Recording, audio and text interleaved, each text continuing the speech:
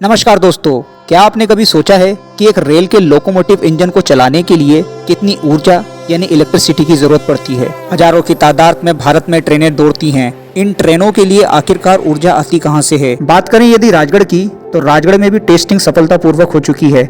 मार्च 2026 में ही यहां पर सफलतापूर्वक 120 किलोमीटर प्रति घंटे की रफ्तार से ट्रेन दौड़ाई गई थी। अब क्योंकि मार्च में इलेक्ट्रिफिकेशन यानी कि विद्युतीकरण का काम नहीं हुआ था, तो ये रेल जो दौड़ाई गई थी वो डीजल की मदद से दौड़ाई गई थी। दोस्तों, भारत में जितनी भी ट्रेनें चलती हैं वो सबकी सब इलेक्ट्रिसिटी से चलती हैं।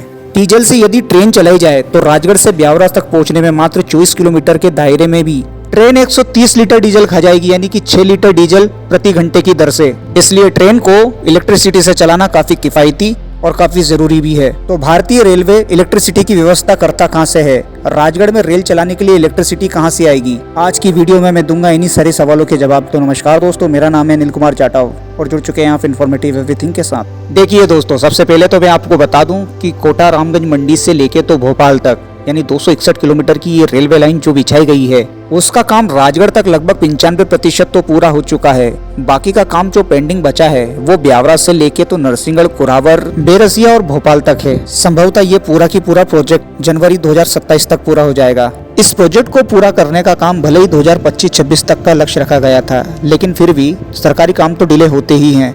तो आइए अब मेन जानकारी के ऊपर आ जाते हैं कि इलेक्ट्रिसिटी की व्यवस्था की कहां से जाएगी। तो वीडियो में आप ऐसी संरचना देख पा रहे हैं जहां पर कई सारी डीपियां हैं, ट्रांसमीटर हैं और बड़े बड़े इलेक्ट्रिसिटी के उपकरण हैं। इसे TSS कहा जाता है, यानी कि ट्रैक्शन सब स्टेशन। इसको समझने के लिए कुछ बातों पे ध्यान दीजिए आप। देखिए, रेलवे खुद से इलेक्ट्रिसिटी तो बनाता नहीं है, तो रेलवे विभाग जो है वो इलेक्ट्रिसिटी खरीदता है। और इलेक्ट्रिसिटी कहाँ से खरीदी जाती है? स्टेट इलेक्ट्रिसिटी बोर्ड से। ये इलेक्ट्रिसिटी वहां से खरीदी जा रही है जहां तक शहरों तक इलेक्ट्रिसिटी आती है। मतलब आप इसको ऐसा समझ सकते हैं कि ये जो इलेक्ट्रिसिटी खरीदी जा रही है वो MPBE से खरीदी जा रही है, यानी मध्य प्रदेश विद्युत वितरण कंपनी। राजगढ़ जैसे शहरों तक आ रही इस इलेक्ट्रिसिटी को रेलवे ने भी परचेज किया रेलवे के लोकोमोटिव इंजन्स को चलाने के लिए।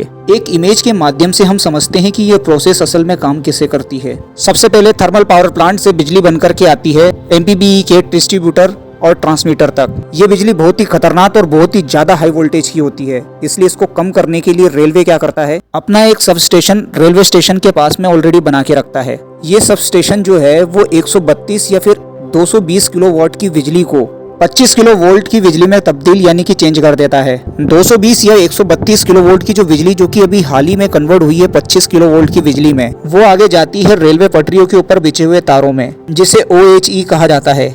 25 किलो के जो AC वोल्टेज आए हैं वो OHE के तारों में सप्लाई होते रहते हैं। 5वें नंबर पर जो पेंडोग्राफ होते हैं, यानी कि जो रेलवे के इंजन के ऊपर जो हाथ जैसी संरचना बनी रहती है लोहे की, वो बिजली को अंदर इंजन तक पहुंचाती है।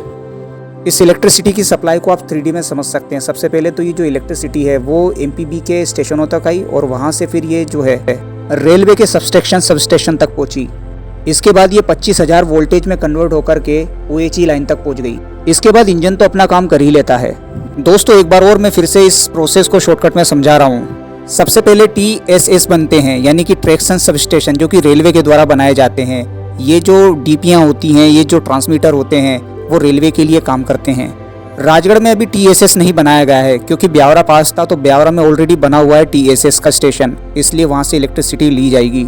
TSS स्टेशन बनाने के बाद में रेलवे को चलाने के लिए बिजली खरीदी जाती है रेलवे डिपार्टमेंट के द्वारा MPB जैसी कंपनियों से, विद्युत वितरण कंपनियों से। क्योंकि खरीदी हुई बिजली बहुत ज़्यादा हाई वोल्टेज की होती है, 220 किलो वोल्टेज की होती है, तो ये काफ़ी ज़्यादा हाई वोल्टेज की बिजली है जिससे रेलवे को बहुत ज़्यादा नुकसान हो सकता है। इसलिए इस वोल्टेज को कम करने के लिए TSS बनाए जाते हैं, जो कि 25 किलो वोल्टेज में यानी 25,000 वोल्ट में इस बिजली को तब्दील करते हैं। इसके बाद ही ये ओवरहेड इक्विपमेंट तक जाती है, यानी कि OHE तारों तक जाती है, फिर पेंडोग्राफ की मदद से ट्रेन के इंजन तक। जैसे कि मैं आपको जानकारी दे चुका हूँ, राजगढ़ में TSS का स्टेशन नहीं बनाया गया है क्योंकि ये स्टेशन ब्यावरा में है, तो ब्यावरा से अभी हम काम चलाएंगे। भोपाल रामगंज मंडी की जो परियोजना है उसमें कुल मिलाकर के 7 सब स्टेशन बनाने का प्रावधान है, जिसमें से खिलचीपुर साइड वाला तो भोजपुर और खिलचीपुर के आसपास बना हुआ है और अगला वाला जो है वो ब्यावरा में बना हुआ है, क्योंकि 50 से लेके तो 100 किलोमीटर के दायरे में ऐसे TSS स्टेशन बनाए जाते हैं ताकि इलेक्ट्रिसिटी की सप्लाई को सुचारू रूप से चालू रखा जा सके।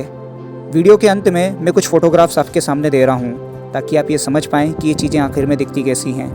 धन्यवाद दोस्तों, आज की वीडियो में बस इतना ही।